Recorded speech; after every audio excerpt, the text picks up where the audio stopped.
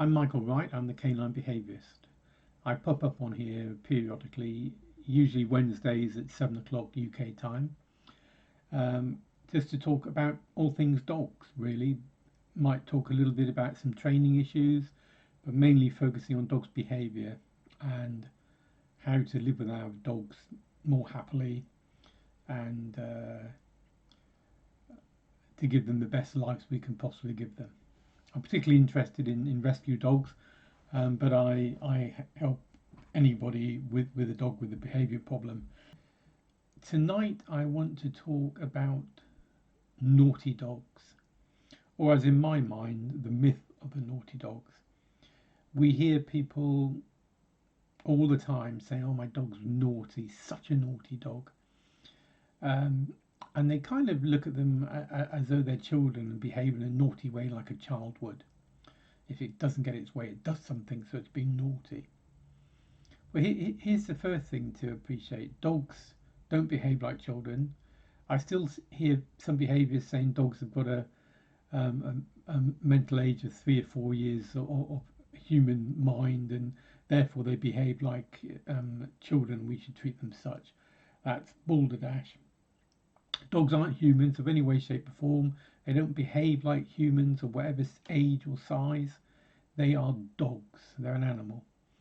So anything they do is coming from the dog's perspective, not a human's perspective.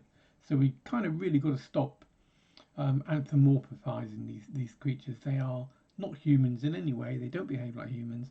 They only behave like dogs. Okay. So what sort of naughty behaviour do we see with our dogs, or we perceive as naughty behaviour? Well, let me give you an example of Ziggy. Those of you who watched me before will know Ziggy. I'll just let you have a look at Ziggy if I can. There's Ziggy lying behind me on the bed. There she is. She's had quite a day today. She's met a few guys over in the woods. She's had a play, she's had a run around, and she's now tired and having a little kip. Now Ziggy, you could say, is a fairly naughty dog. Because she does stuff that can be irritating and get up our nose a little bit. I'll give you an example. I'll give you one or two examples actually. So every morning, now Ziggy's a rescue. She's well behaved. She came with some problems which we've helped her with, and she's a happy little bunny. She's about 9 now, I think, roughly. Hard to tell with the rescue. But every morning, without fail, I will make a bowl of porridge for myself and my better half Sue. We'll sit in our lounge watching the news and getting update on what's happening in the world around us. And I will guarantee you, pretty much every single day, Ziggy will, as soon as I sit down, she'll demand to go out in the garden and do her business, which I do. But she waits for me to have my porridge. Why she does that, who knows? But trust me, it's not because she's naughty or wants to annoy me. It's just that's her routine. So I'll let her back in. She'll come into the house quite pleased with herself, feeling a little bit more lighter and relieved. She'll trot across the lounge. She'll disappear for a few seconds, go into the hallway where there's a rack with shoes on and hats and coats and the like. And she will trot in, probably with one of Sue's shoes. That's her first port of call. And she'll trot in and she'll lie on the floor and she'll have a little nibble of shoes. She won't really damage them, but I think if you gave her the opportunity to damage them, she would do, being a dog. So there's some naughty behaviour there. Another example, once I've removed that from her, she'll lie there for a second or two, a couple of minutes, she'll have a little think. You can see the cogs working in her mind. She'll then get up, she'll trot back outside again, disappear for a second or two, and if we haven't closed various doors, the next thing she'll probably bring in is if I'm sitting there particularly relaxed and I might be in a dressing gown and I might not have got dressed yet, she'll bring in socks I might have took off the night before, or a pair of pants, Or she'll bring in one of the dog's favourite, of course, the toilet roll. And if you don't catch her with the toilet roll, she will shred it and throw it all around the room. A little bit like the picture sitting behind me here. You've got two dogs there, one asleep, worn out by the fun activity, and the other one looking a little bit perturbed and a little bit nervous. Um, Now, again, none of those behaviours are naughty. They are simply a dog being a dog. Most of that is orientated, certainly with Ziggy, first thing in the morning, most of that is orientated about I want to play, I don't want to wait until we go out, I want you to take me out, but really I want some attention, and can you put the porridge down and have a little play with me? So it's a way for them to get some interaction with their human companions, i.e. me. So what do we do? Do we tell them off? Do we chastise them for being naughty? No, we don't. I will calmly um, take the various items away from her, or I'll leave it as long as he's not destroying them and making a huge mess. I will ignore her. I literally won't pay her any attention whatsoever. Not at home to that, so I'm not really getting involved. And the net result is usually um, she will just put down what she brought in. As long as I don't actually physically get involved with them and mess around with her, she will just say, "That's it, enough's enough," um, and I'll just lie down. I'm not winning this particular battle. So again, it's not naughty. I'm looking at my screen as I'm doing this, and it looks to me as though I've locked up actually on the live feed. But no matter, I'll keep going because I'm recording this as well. So if the live feed doesn't work as well as it should, I will put it up live a bit later on, probably tomorrow. So there you go. So I'm not going to react to that, and she's not being naughty. If you look at the picture behind me again, just let me draw you back to that dog. Look at the dog's face. Now, to the untrained eye, the owner might come in and think, well, that dog's guilty. Look, he knows he's done wrong, and he knows he's going to be in trouble, and he's done that deliberately. And he's done no such thing. The scenario we're looking at behind me is probably a couple of dogs that have been left at home. They've got probably a certain amount of separation anxiety, and this is their response. Now, the other interesting thing about dogs that do this, um, most dog owners think they're doing this the whole time they're out. They're not really. They get into a bit of a frenzy. If you videoed these guys, I'd put money on them probably tearing this stuff up and making a mess probably 15 to 20 minutes, and that they'll have done this within 5-10 minutes of you going outside. So they'll have got themselves upset, they'll have rushed and ruined all of this stuff and pulled it to pieces, and then they'll have stopped. If they did it the whole time you were out, you would come back to a house that had been totally and utterly decimated. Okay, now the look on that dog's face. Now, as I said before, some people are going to look at that dog and they're going to think, oh, look, she knows, and the owner's going to come in and they're going to shout at the dog and chastise the dog. I would also put money on that, exactly what happens to this dog. That dog is now a little bit fearful, a little bit frightened, a little bit concerned, and is now expecting to be shouted and yelled at. Okay, so in this situation, as I say, these dogs aren't naughty. They're not misbehaving. They're a bit distressed. They don't like being left, and this is the net result.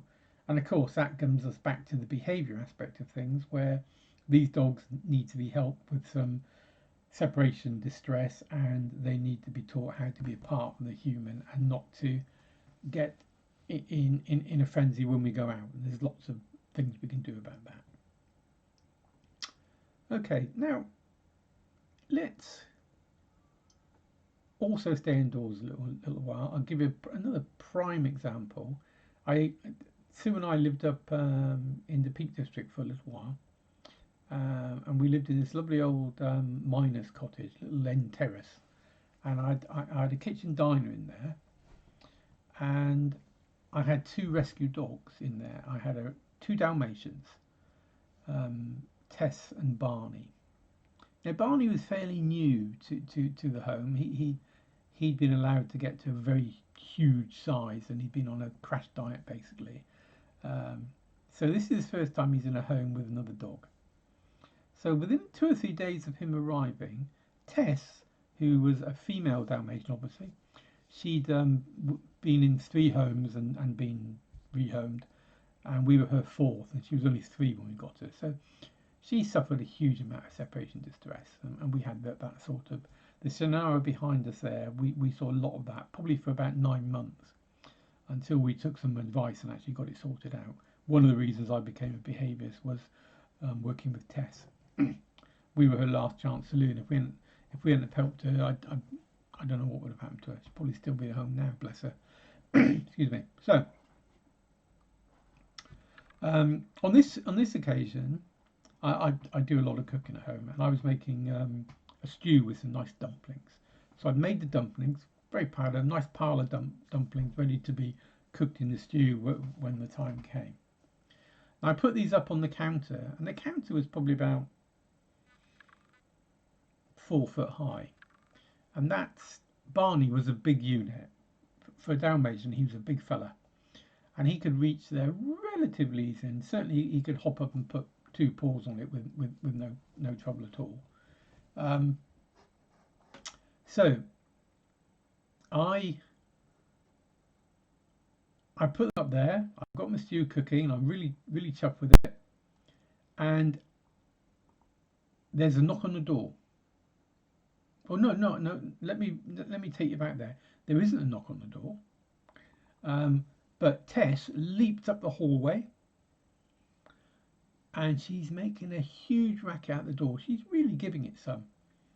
So, if you want to stop your dog barking, again, you don't shout at them. You go and check it out.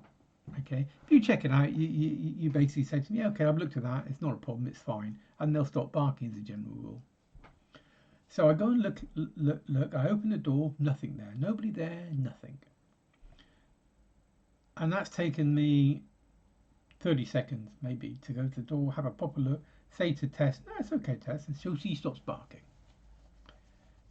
I then go back into the room.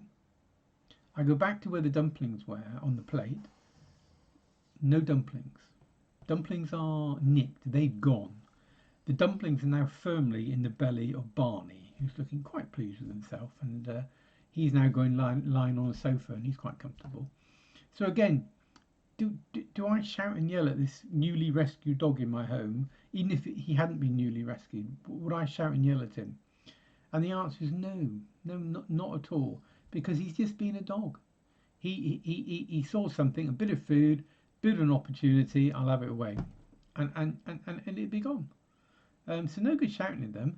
What you do is not put them in a position where they're likely to make a mistake, because on the same lines, Tess. I'd never seen anything like Tess before.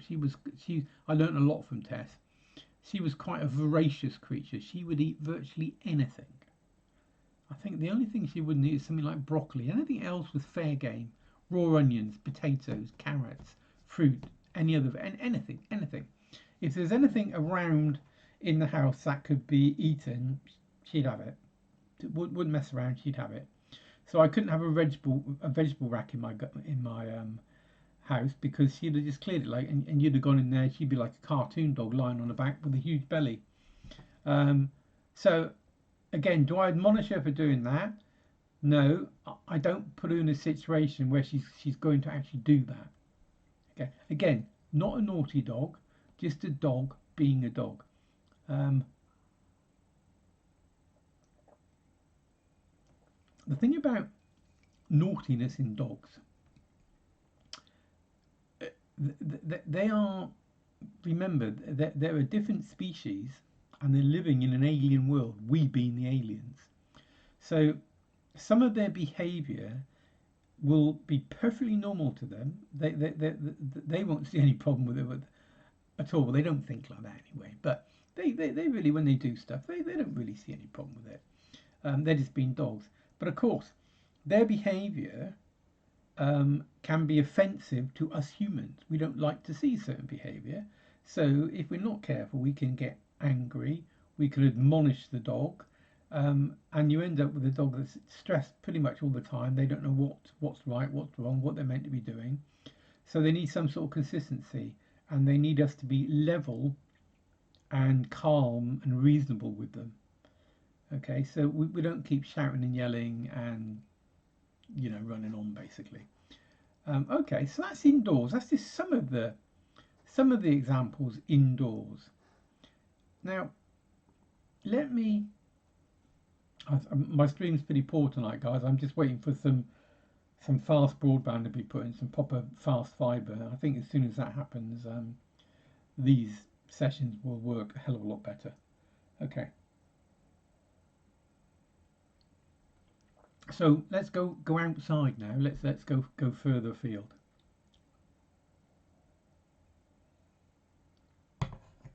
So let me just see if I can speed this up a little bit. Let me just turn a few other things off and see if I can get this behaving itself, because it's slow as hell. I almost said slow as a dog there, which is not really appropriate, is it? So further afield. So we're out on a walk now. We're in the woods. The woods have ponies in them, and foxes and other creatures.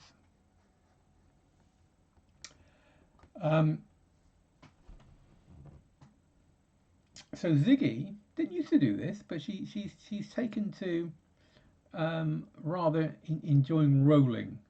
So she will go and find something, some horse droppings, some sheep droppings, anything like that, and she will roll in them and get the lovely smell, which requires me to get her home and shampoo her and hose her down in the garden, all those sort of things. Terribly inconvenient for me, but as far as Ziggy's concerned, well worth the risk if she gets to roll in some unpleasant smell. But of course, for her, the smell is lovely. She's covering it with her own smell, again, doing absolutely normal dog behaviour. But of course, they then want to share it with us, and they always do. One of my Tess, the Dalmatian I mentioned previously, we'd only had her for a few weeks. We took her out to North Norfolk. We live in Norfolk, on the North Norfolk coast, a place called Holcombe. Beautiful place, doggy heaven there. It's basically miles of beach. The sea is nearly always about a mile and a half in the distance, and it's just a fabulous place to take your dogs. So the first time we took Tess there, down she trots onto the beach, and then she's gone, disappears. Now, at that stage, she didn't have the greatest recall, but we were getting there, and it was a beach, so that's a fantastic place. So off she goes, and we catch up with her about, don't know how far it was, probably about a quarter of a mile. And on the approach to the beach and coming down to the beach, bearing in mind the dog's sense of smell is, in some cases, millions of times better than ours, she'd smelt a dead seal, a rotting dead seal. And by the time we got to her, she was rolling in the bowels of this seal, and she was covered head to tail in entrails, and she stank. She reeked. And of course, then she wanted to come back to us and share her good fortune with us.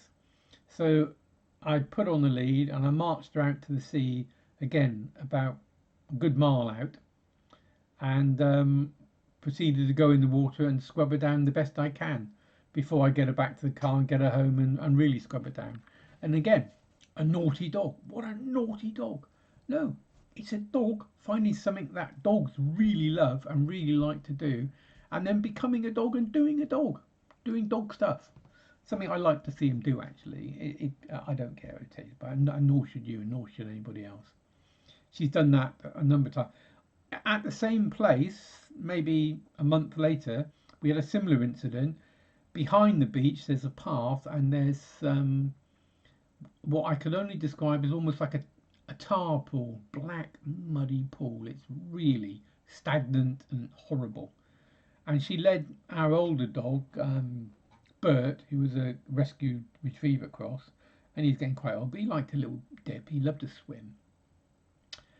And she literally took him into this tar pit. And when they came out, Tess, who was an elegant, beautiful Dalmatian, a beautiful, beautiful dog, but with some fairly repellent behaviour, she was black, and Bert was half and half. He'd only gone in halfway, and they both reeked, absolutely reeked. And again, I marched them to the sea, and I scrubbed them down as best I could, got them home, and hosed them down again. Pain in the neck, but hey, it's dogs. So we have to be prepared for that and be ready for that, and not get ourselves upset, because I'll say it one more time, they're not being naughty, they are simply being dogs. So I think I'm going to stop there, because this streaming tonight is really not very good at all. Not very good at all. Like there's nothing working here terribly well. I hate to think what the recording's going to be like, but I'll leave it at that for now. You can visit my website if you like. It's down there, www.thecaninebehaviours.co.uk, and there you will find my videos and my various monikers. You'll find where to visit me on YouTube, Facebook, Twitter, Instagram, and I'll post these videos on most of those places. So hopefully eventually we will get some sort of an audience. We might be able to have a general chat and actually talk about some of your issues with your dogs, be it behavioural or be it training. I'm also looking for one or two people to do an online consultation, so people can see how we work and how we deal with behavioural problems. So if you're interested in doing that, I don't care where in the world you are, because we'll be doing it over video. Just visit my website, drop me a line, just fill in my contact form, just give me a bell, or DM me on Twitter, or message me on Facebook, and I'll get back to you. And if I think we can help and we can do it online, we'll have an online session where I won't charge you for that, obviously, but I would ask that you allow me to use your video as an example of how we work. So I think that's it for now. When you do eventually get to watch this on whatever platform, thank you for spending a little bit of time with me and listening to me witter on. And I will pop up again probably next week, definitely next week. If anything else crops up that I like the look of and it's worth chatting about, I will pop up at other times as well. Okay, thank you for watching, and bye for now.